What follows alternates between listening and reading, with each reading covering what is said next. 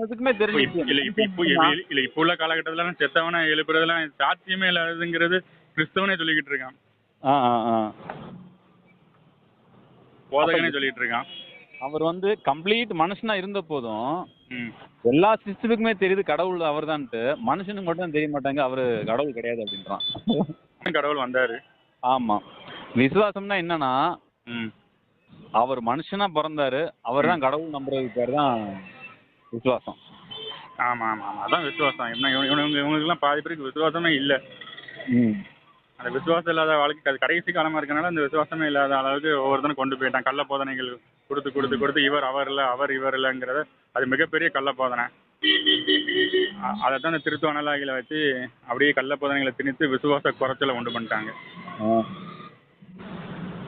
தேவன் மாம்சமானார். தேவன் மாம்சமானார் கம்ப்ளீட்டா ஒரு அவர் மனுஷன். அவர் மனுஷனா வந்து மனுஷன் இப்படி நான்